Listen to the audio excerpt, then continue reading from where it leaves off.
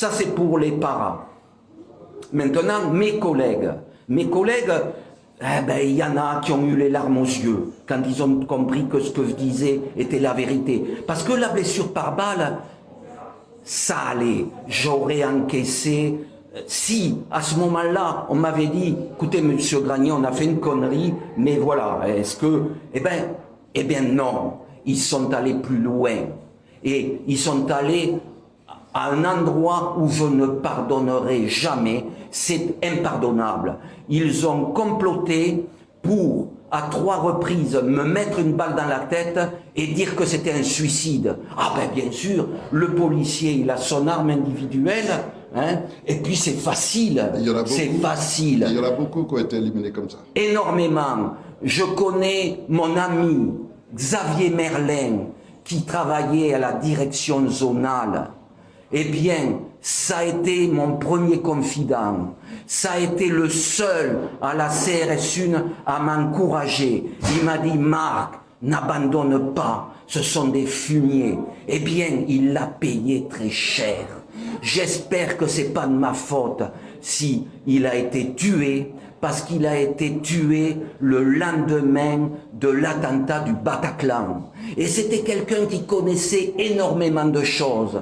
Je vais vous dire ce qu'il m'avait dit lorsque j'étais en interrogation sur l'affaire Mera. Je vais vous dire, et je vais vous dire que je pense que c'est pour ça qu'il a été tué. Eh bien, sur l'affaire Mera, il faut savoir que Mera, les Américains l'avaient intercepté dans les pays où ils s'entraînent pour le djihad. Et les Américains ont dit à la France, nous tenons un djihadiste français qui s'est entraîné dans les camps et qui rentre en France. Que faisons-nous? La France a dit, laissez-le.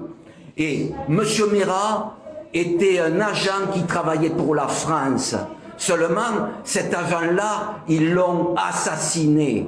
Ils l'ont assassiné. Et alors après, on invente tout ce que... Et alors, tout le monde descend, tous les partis politiques descendent à Carcassonne. J'y étais. J'assurais la protection de monsieur le Premier ministre, monsieur François Fillon, qui est un homme remarquable.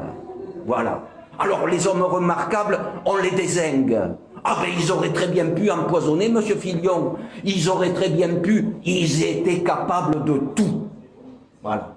Alors, mon copain Xavier Merlin, grâce à lui, je suis encore en vie, parce qu'il m'a conseillé, et grâce à lui, je suis en vie. Il m'a dit, Marc, ils n'auront jamais ce que tu as dans la tête, tu sais que les planques, ça dure, mais au bout d'un moment, eh bien, c'est ce qui s'est passé et je leur ai toujours échappé.